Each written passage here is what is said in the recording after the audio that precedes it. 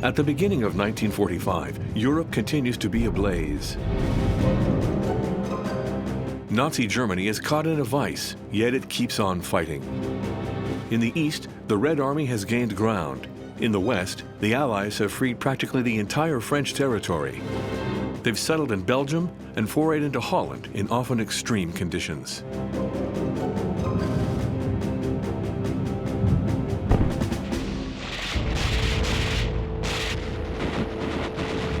The winter of 1944 to 1945 was a particularly harsh winter. It was also very dispiriting, as you might imagine, for all of the soldiers living in these muddy trenches or whatever, often in floodplains.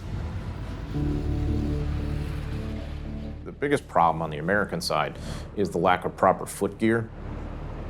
In other words, like your feet are immersed in icy water, slush, snow for far too long, and they're not insulated well enough. And of course, you're not taking your boots off in this kind of environment. And eventually, your feet just start to die. If we're looking really at the daily soldier's plight, there is a sense, when is this going to be over? When will this nightmare ever end?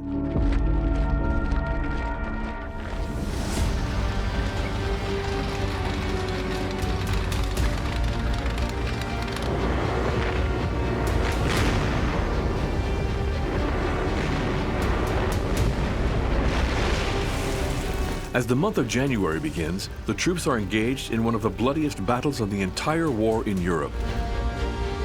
2 weeks earlier, the Germans launched a violent counterattack in the heart of the Ardennes.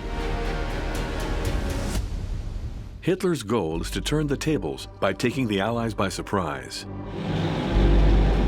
The Nazi strategy was one basically of holding the Western, the Anglo-Saxon armies on the line of the River Rhine. But Hitler had this idea that he wanted to surprise and astonish the world with a huge counterattack in the Ardennes. The idea being basically, he felt, and this was sheer fantasy, that if he managed to charge across the River Meuse and then swing north all the way to Anvers and capture that port, this would actually knock the British out of the war.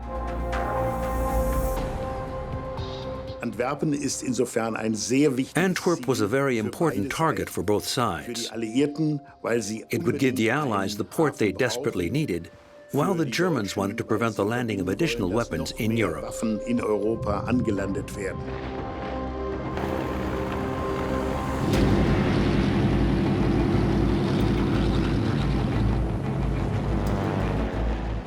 But the Third Reich's counterattack fails. Its decimated air force can't compete with British and American air power.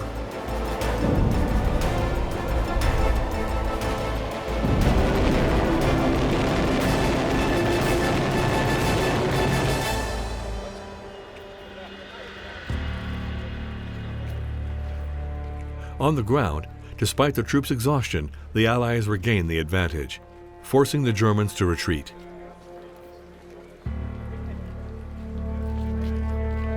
This surprise attack did take the Americans totally by surprise. But they did react with astonishing speed, and only the Americans had, again, the resources with troops. They were bringing in up to 45,000 men a day in reinforcements.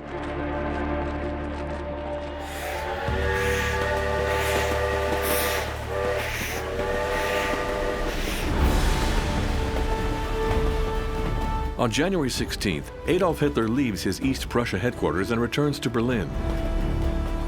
Upon arrival, he'll order the next operations from his bunker. The future of the Reich is at stake, since the situation is also deteriorating on the Eastern Front. 4 days earlier, the Red Army has launched a major offensive. You have armies attacking across the Vistula, north into East Prussia, and all the way across towards the River Oder.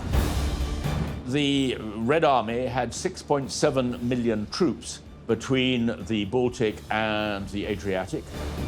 So from this point of view, they had more than double the German armies present on that front. The best of the German forces sent in the Ardennes are sorely missed to fend off Stalin's troops. the Soviets gained ground in East Prussia as well as in Polish territory.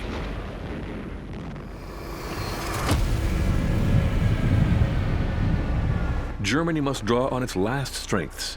The regime is forced to rely on its popular militias. At the end of 1944, the Nazis had implemented mass mobilization of all able men between 16 and 60 years of age. Mere delusion in the face of the Soviet steamroller.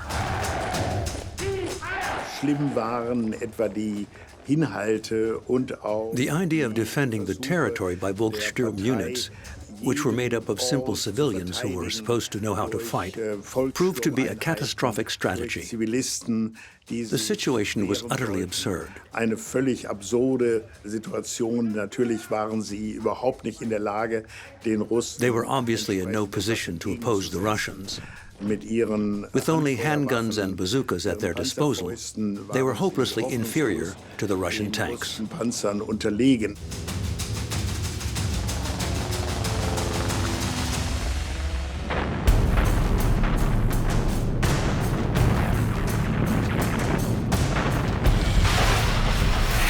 The Red Army continues to advance with unprecedented violence.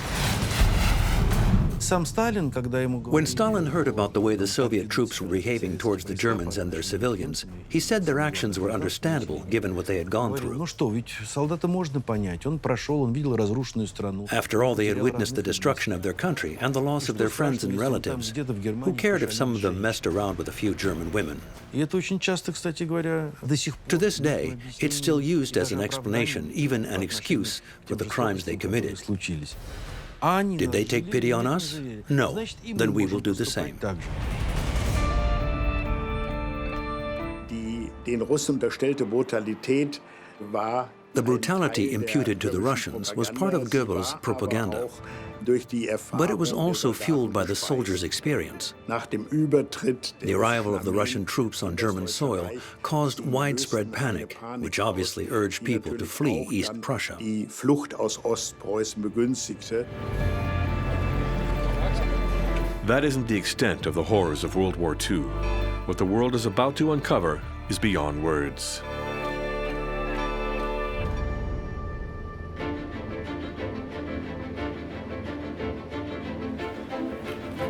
Ten days after setting foot in the ruins of Warsaw, the Red Army enters the Auschwitz-Birkenau camp.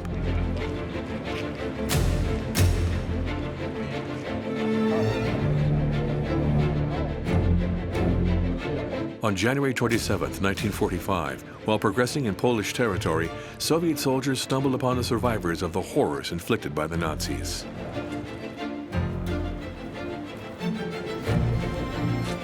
Over 1 million men, women, and children had been killed here. The vast majority being Jews, exterminated in gas chambers. Soviet cameras record what is left of them. The Nazis had recovered everything they could through a morbid recycling process. In order to get rid of the bodies, the executioners had used these crematory ovens. The Nazis saw it as an efficient and discreet tool. Polish citizens, gypsies, and political prisoners had also been executed in Auschwitz. People had known about concentration camps, of course, already before the end of the war. But knowing about things is never quite the same thing as actually seeing them. The horror was almost beyond human imagination. Auschwitz will go down in history as one of the worst crimes ever committed by mankind. But right now, the war rages on, and diplomatic affairs are underway.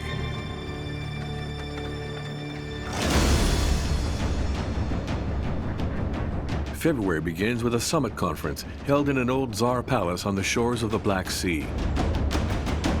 Here, near Yalta, a small resort city in Crimea, the Allied leaders decide to meet. British Prime Minister Churchill, American President Roosevelt, and Soviet Premier Stalin wish to hasten victory and prepare for the post-war period. Stalin had his main priority, which was to assure Soviet control over Central Europe. and above all, Poland. Because as far as Stalin was concerned, that was where he had been surprised in June 1941, and never again was he going to allow the Soviet Union to be taken by surprise. Roosevelt had a very different priority. He had this idealistic view of preventing war in the future by the creation of the United Nations, and this was going to be his legacy. He was prepared to make concessions to Stalin so as to get Stalin into the war against Japan, but above all to agree to the United Nations. The Allies agree to divide Germany in occupied territories once victory is secured.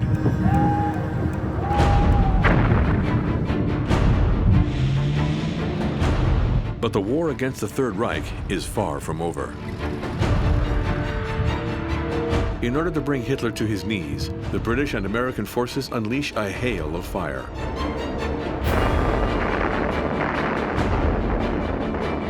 They strike the city of Dresden with incendiary bombs, killing between 25,000 and 35,000 civilians.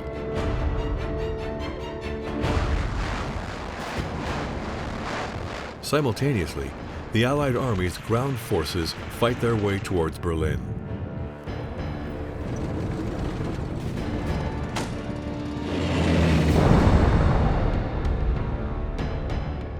Despite the freezing winter and a violent enemy resistance, the First French Army, with the support of the Americans, finally liberates the Colmar pocket on February 9th. But a natural border still stands in the way of the Allies. Hitler's mindset at this point is to fight to the end. So he hopes that the Rhine will be an impenetrable barrier in the West to the Western Allies, and thus he can then hold on to the heart of Germany that way. In order to block the Allies' progression, the Germans destroy the bridges over the Rhine.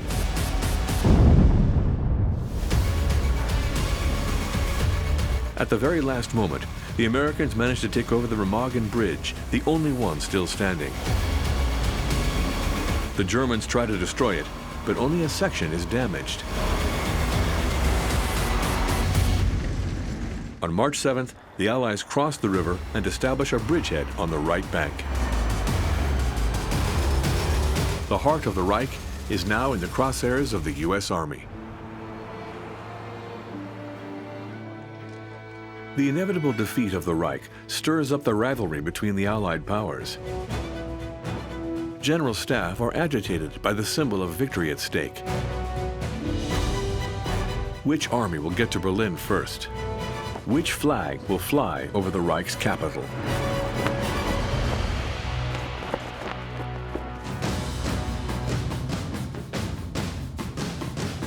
At the other end of the world, the Allies are fighting the Japanese Empire in the Pacific.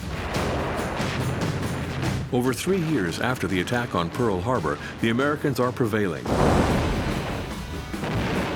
In early March of 1945, the battle is raging on the island of Iwo Jima. Located some 1,000 kilometers from Tokyo, it would offer a valuable base to the Allied Air Force.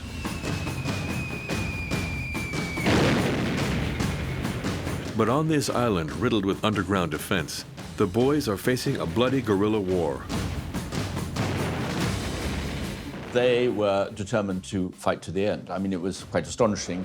No soldier was allowed to surrender. The humiliation at home would be intense.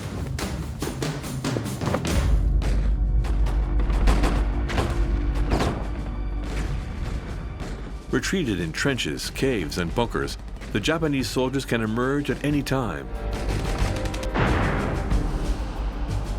The Americans try to force them out with grenades and flamethrowers. The important thing was never to allow them to surrender, just in case they had a grenade hidden. There was a dehumanization in that particular war on both sides, which was pretty shocking.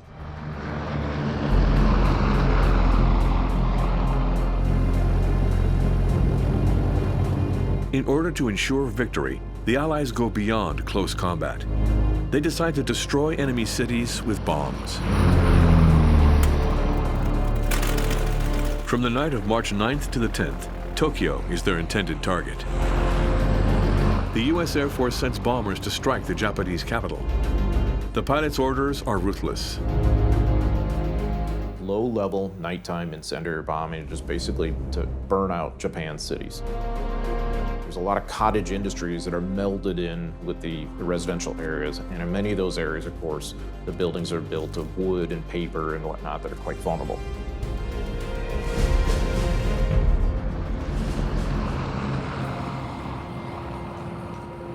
The empire of the rising sun's capital is burned to the ground,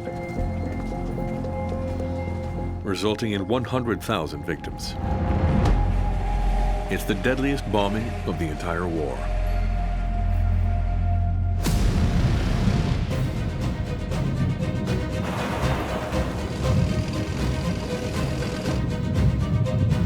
Back in Europe, the Americans reach the heart of Germany. In the beginning of April, they also discover the horrors of Nazi camps.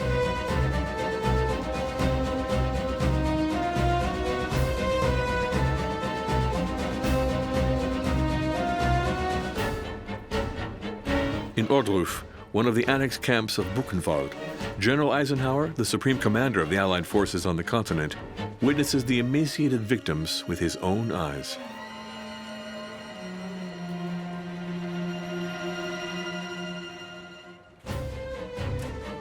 It was such a shock that General Eisenhower decided this had to be publicized very widely in news broadcasts, in cinemas, in radio, and so on, so that people would finally understand what the war was fought for. He himself was horrified. What will they do with these men and women who managed to survive? The question raised in the spring of 1945 will become one of the major challenges of the post-war period. The deported people are now refugees.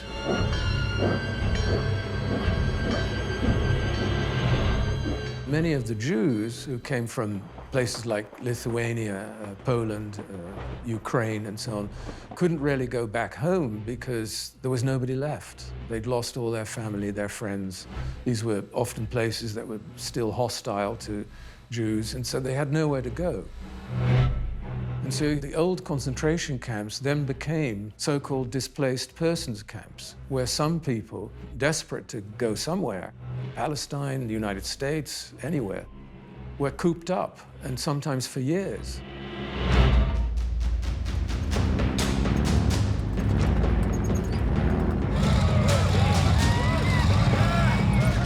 The Allies are getting ever closer to Berlin.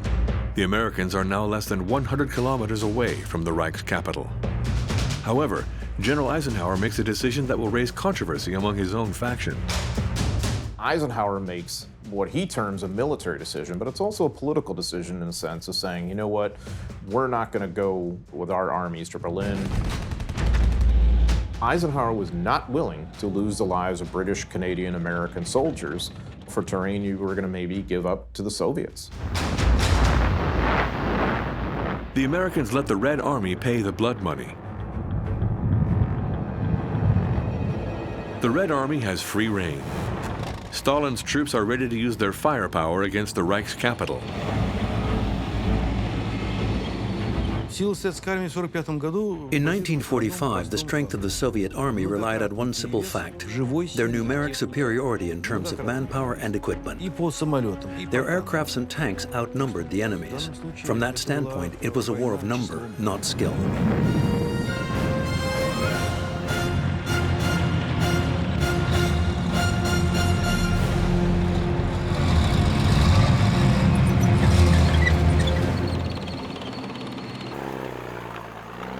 The Soviet divisions are about to launch an attack on Berlin.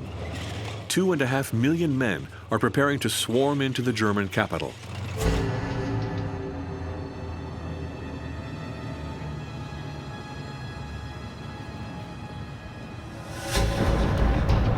On April 16th, at dawn, the final offensive begins.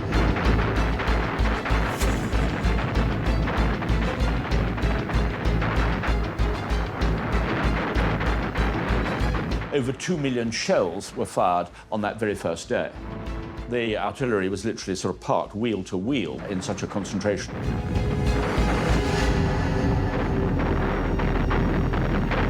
Already devastated by the bombing, the German capital sinks into desolation. For Hitler, the clock is ticking. He knew by then he was going to die, usually by suicide, because Hitler had this terrible fear of being taken back to Moscow in an iron cage and being humiliated.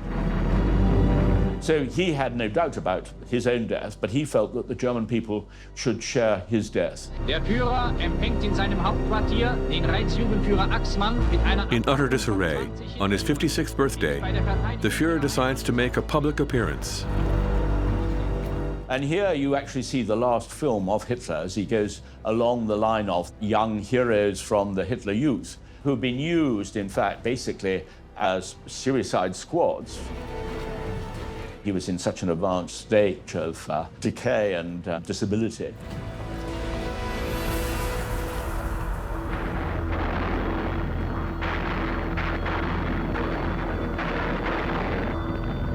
The next day, on April 21st, 1945, the Soviets enter the city.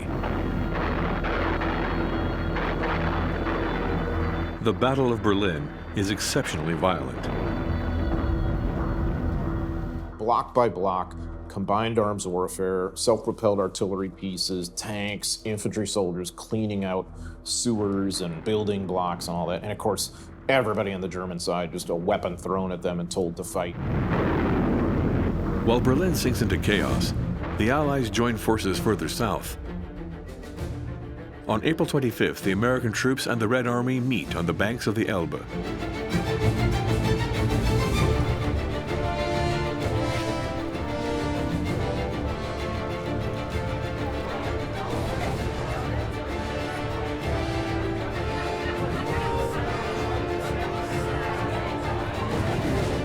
The lack of comprehension, this clash of cultures, was so enormous. Neither spoke the other's language, so, you know, they would share toasts to victory or whatever it might be. But I think the real idea going through American minds was, thank God the war is over, we can leave the old world, corrupt Europe, to get on with its own lives, and we'll go back home, we've done our job.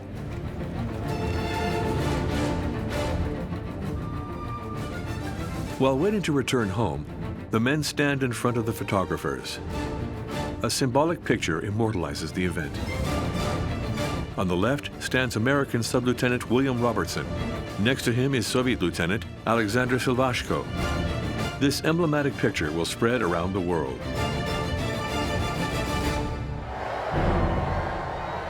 Far from these images of joyous celebrations, Hitler's Italian allies are punished by the victors.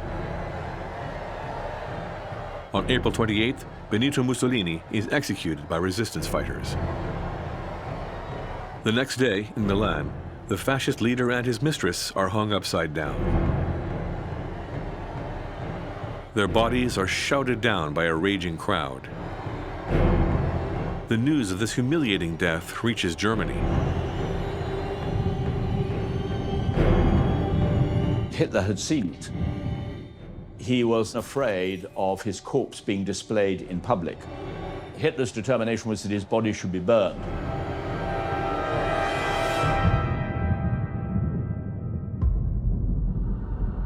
Cornered, Adolf Hitler commits suicide. According to the latest studies, he took cyanide before shooting himself in the head. Germany collapses. The world envisioned by the Nazis is swept away. In Berlin and several other cities around the country, political leaders, military officers, and civilians commit suicide. Die Zahl der Selbstmorde ist ungeheuer groß. There was a huge number of suicides, especially after the news of Hitler's death. Man hat natürlich nicht im Radio gesagt, dass Obviously, they did not say on the radio he had committed suicide. They said he died leading his troops. So wurde das verbrämt. It was a cover-up. But to many Germans, it was clear that Hitler's suicide was the only honorable solution. Ehrenvoll, wie man sagte, dieses zu beschreiten. Es ist spannend zu sehen, wie viele It is interesting to see how many Germans, including officials of the regime, believed they should kill themselves along with their families. Recent studies have looked into this and shown that this apocalyptic climate had been systematically implanted by Hitler. He had imagined the downfall of Germany being similar to a Wagnerian opera.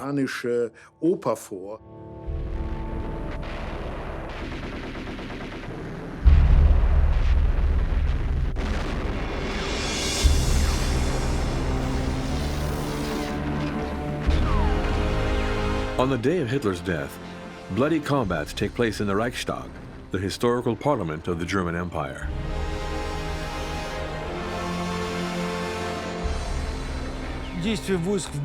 In Berlin, the troops followed battle tactics, ensuring the occupation of the city by taking one quarter after the next. In the end, even though some parts of the city were not yet secured, the main troops headed towards the empire's symbol, the Reichstag, in order to raise the red flag. Around the same time, Hitler had just committed suicide in his bunker, or maybe he was still alive.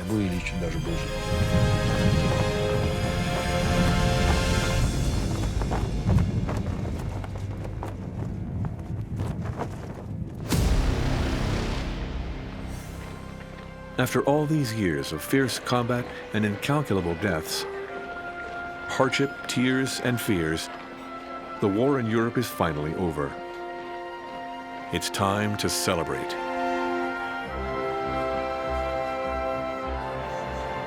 In many countries, of course, the liberating armies were greeted like rock stars, really, because not only were they liberators, but they were also richer than the local population. They had chocolate to dispense, Hershey bars, silk stockings, chewing gum, and so on.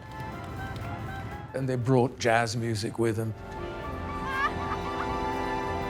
One reason that 1945 was called the Summer of Love is that not only was there a lot of partying going on with the Allied troops, but an awful lot of children were born more or less 9 months after that event too. And it was just another sign of a world that was trying to sort of start from scratch and remake itself after all the death and the mayhem.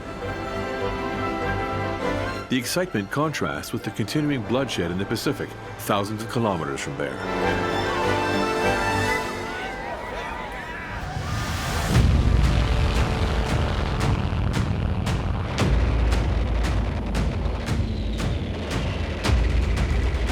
The Battle of Okinawa is raging when VE Day happens. And the soldiers and Marines who are fighting on Okinawa hear, of course, all about it. And the correspondents are excited. They're eager to share this great news of the end of the war in Europe. And of course, everybody's happy to hear this, but the general attitude is, so what? How does that affect me?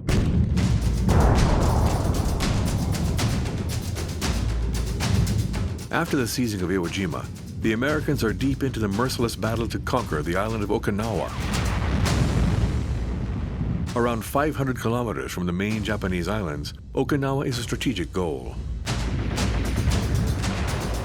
There are now the preparations, in fact, for basically Operation Downfall, which is going to be the invasion of the home islands of Japan, which actually terrifies the Allied planners, the British and the Americans, because they are estimating that they are going to suffer 500,000 casualties.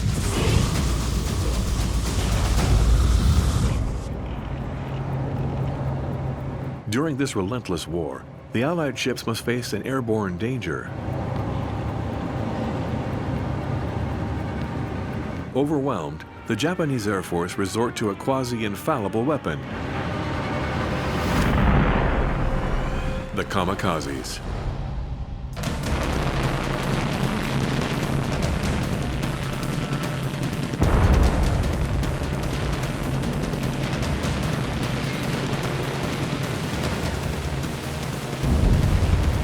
They found at this particular point that their most effective way was simply to pack the aircraft full of explosives. And then they would use recruit pilots, new pilots who'd only just finished their pilot training, to fly these aircraft straight into American warships. They would always be accompanied by a veteran pilot in another aircraft ready to shoot them down if they wanted to change their mind at the last time and avoid crashing themselves.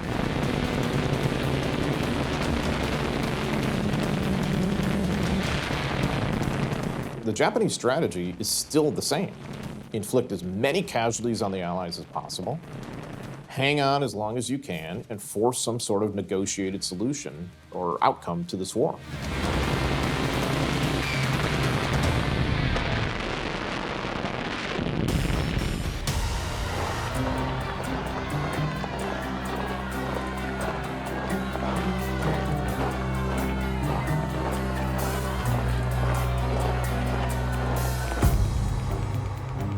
In Europe, the end of the war doesn't mean a return to happy days. For more than a year, the Liberation has been striking the hour of vengeance with its share of violence, humiliation, and injustice.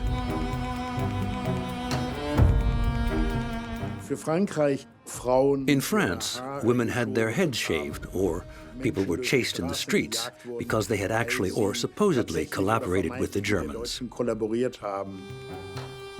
During the Nazi occupation, women had German boyfriends in the German army, had various liaisons with Germans, sometimes because it was the only way to eat, sometimes because it was an adventure, sometimes to be free of an oppressive family. There were all kinds of reasons. But it added to the sense of humiliation that people felt about being occupied by the enemy.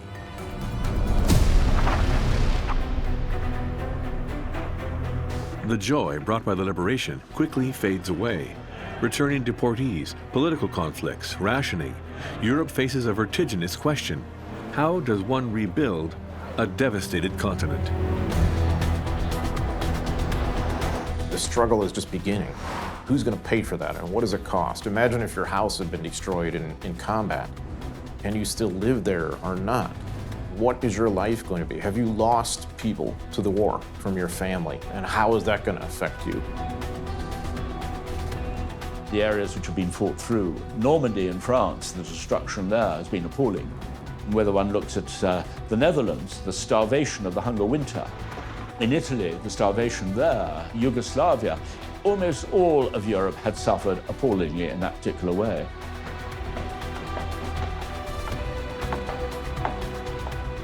Many people wondered whether Europe or their town, whatever it happened to be, could ever come back and could ever be the same again.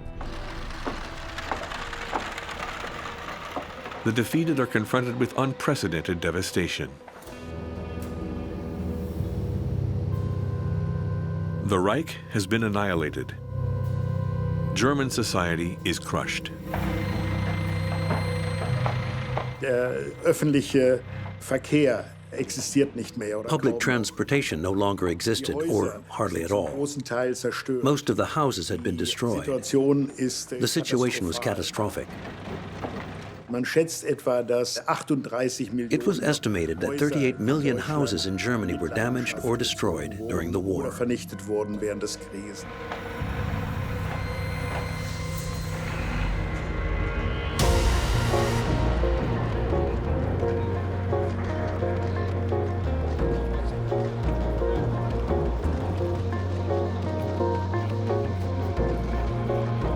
On August 2nd, a few kilometers away from Berlin, the Potsdam Conference is coming to an end. Joseph Stalin and Winston Churchill sit next to the new American president. Harry Truman has replaced Franklin Roosevelt, who died during the war less than 4 months earlier. The Potsdam Conference was the most important one after the end of World War II. This is when the Cold War actually began, even though it only broke out 2 years later. The Allies are dividing the territory among themselves. In the West, the British and the Americans each occupy a zone. France also claims a share as a victor. In the East, the USSR controls a large part of the country. The city of Berlin is divided into 4 sections as well. But for Stalin, Germany is merely the western link of a chain that crosses the entire eastern part of the continent. During the spring of 1945, all of Central and Eastern Europe were under the diplomatic and military domination of the Red Army, which occupied all the countries in the area. Little by little, these countries fell under the political control of the communists.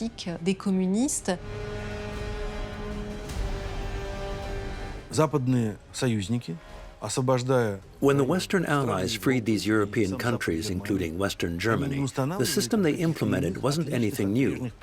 Private property was preserved, and people's lifestyles remained the same. The only requirements were to comply to the demilitarization, to implement democratic governance, and to prevent and forbid Nazi protests and propaganda. On the Soviet side, however, as soon as their troops entered Europe, they had a completely different goal. They meant to establish regimes similar to the Soviet system, and so they laid down socialist politics, essentially seizing private property and thus establishing a totally different socio-economical order.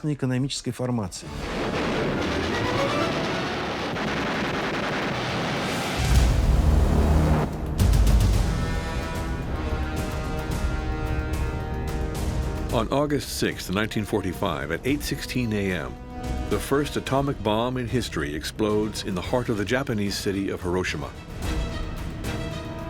It devastates everything in its path. The immediate loss of life in the terrible heat, people burned to death, people incinerated, people asphyxiated, of course the radiation sickness that's going to follow. But a lot of the deaths were from the collapse of structures. It's just so devastating.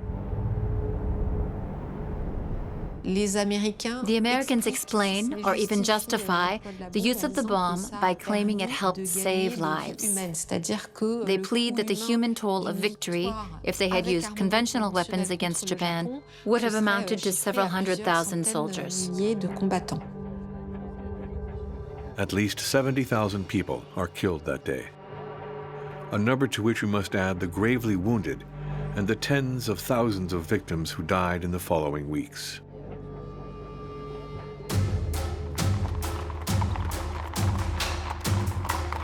However, this bomb doesn't suffice to bring Japan to its knees. The commanders of the Imperial Japanese Army and the Navy refused absolutely any idea of unconditional surrender. But even with the American offer of keeping the emperor, which was a key element in any question of what post-war Japan would be like, was not enough to satisfy the die-hard military commanders. And this was when the decision was finally taken to drop the second bomb on Nagasaki 3 days later.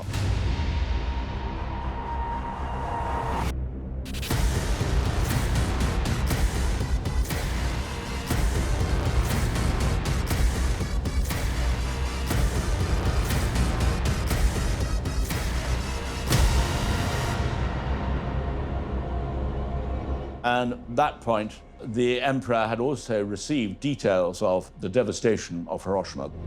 He knew that there was no option. I think that the shock of those nuclear explosions was what finally persuaded the emperor to order the surrender.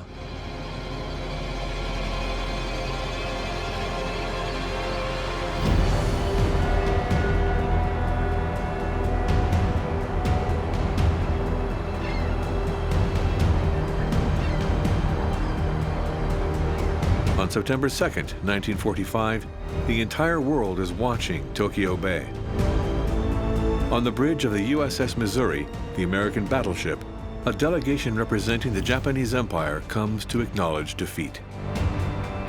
General Douglas MacArthur, commander of the Allies in the Southwest Pacific, addresses the world. We are gathered here, representatives of the major warring powers, conclude a solemn agreement whereby peace may be restored.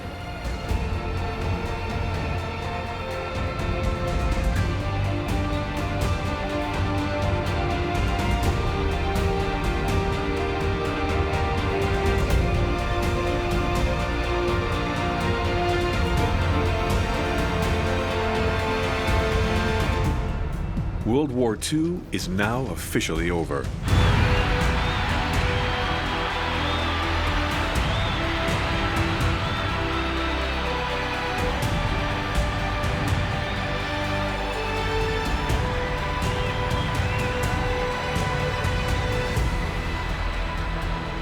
that has claimed the lives of over 50 million people, civilians for the most part. The end of the atrocities is a relief. But this relief comes with a new feeling. Since the month of August, something has permanently changed.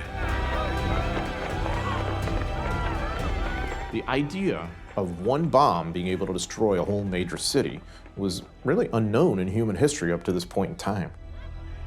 Everything changed. The nuclear age had begun, and we'd begun to see that human beings could create weapons so terrible that they could basically eliminate their own existence. The echoes of the slaughters still resonate in the collective mind. The American soldiers come home, but in what condition? A display of emotion is all right. I'm not doing this deliberately, so please believe me. I do believe you.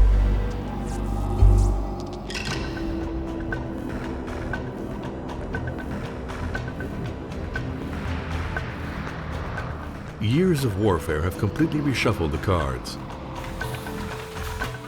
During the conflicts, women started holding new positions. Most men were either locked up or fighting on various fronts. This meant that for the first time, women were taking jobs that normally had been reserved for men in industry and other parts of the economy. In America, as well as in Europe, the shockwave following World War II hits every household. Women stopped just being housewives and became responsible for keeping things going. And that, of course, enhanced the status of women, which they were not really all that keen to give up after the war.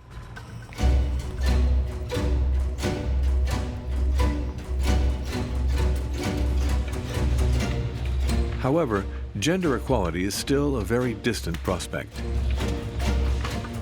In 1945 and in the subsequent period, there was a terrible anticlimax for women because the men would return, they would be given back their jobs, but above all, the men had felt that they'd lost control of their families in a way, that they were no longer sort of the center, and there was therefore a tremendous amount of repression.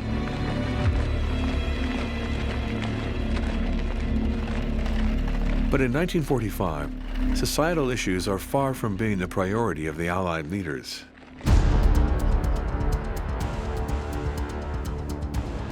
Those who defeated Nazism are now concerned about the political future of the world. On October 24th, 1945, the UN Charter officially goes into effect. Signed 4 months earlier during the San Francisco conference, the document establishes the creation of a brand new institution, the United Nations. 51 countries, representing about 80% of the world's population, demonstrate a great deal of ambition about the future of the world. The idea is we can never have a war like this again, and that maybe the United Nations, we can begin to quell conflict around the planet.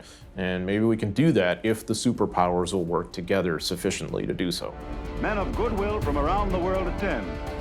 The Americans were reluctantly brought into world wars twice, in 1917 and 1941. They learned their lesson, namely that it was impossible for them not to get involved in global affairs. And so, they decided to lead an international system, even in peaceful times, hoping to avoid conflicts of this magnitude going forward. Through this dream of a new world order, the Americans basically wanted to promote their own values. Therefore, this new world order would be ruled by law and security. If we do not want to die together in war, we must learn to live together in peace. For the USSR, it was extremely important not only to participate in this organization, but also to create a Security Council with the right to vote and the power of veto that would only be reserved for the Allies. To the Soviet Union, the UN and the Security Council represented a unique opportunity for the great powers, of which the USSR was now a part. It was their chance to divide the world through negotiations in the spirit of, this is yours, this is ours. It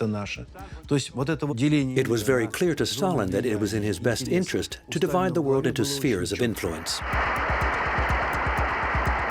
The threat of the Cold War is already looming, but the victors of 1945 are still joining forces.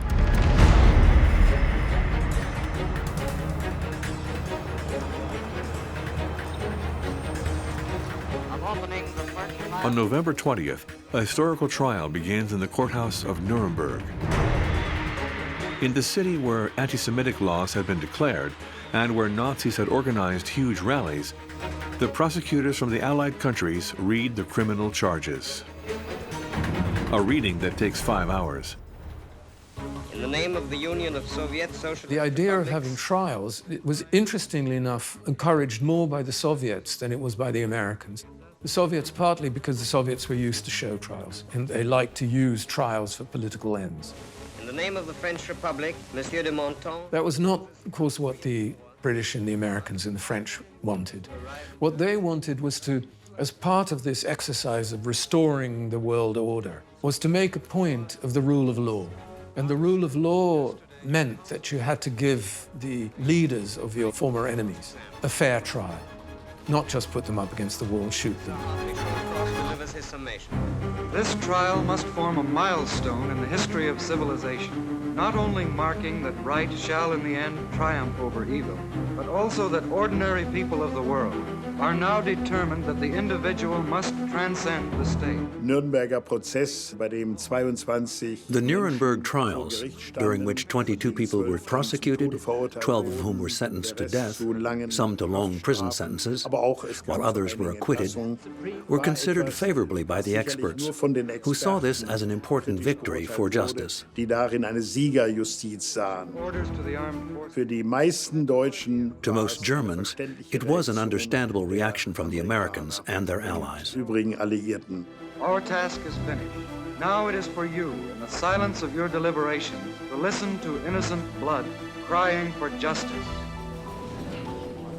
It also, for the first time, made the defense that I was simply following orders inadmissible. If the orders are immoral, you do not obey them. It cannot be an argument anymore. And the Nuremberg trials really laid down that principle.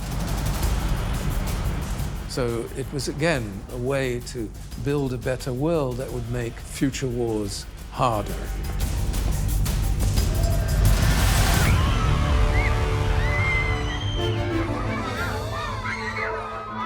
Meanwhile, in December 1945, the United States and Europe celebrate Christmas and dream of a better future.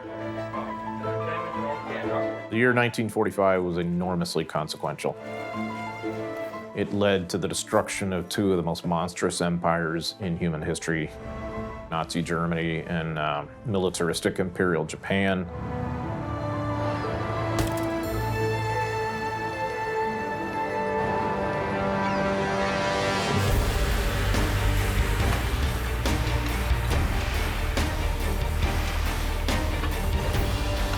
On the victor's side, a new world emerges, opposing the United States to the Soviet Union.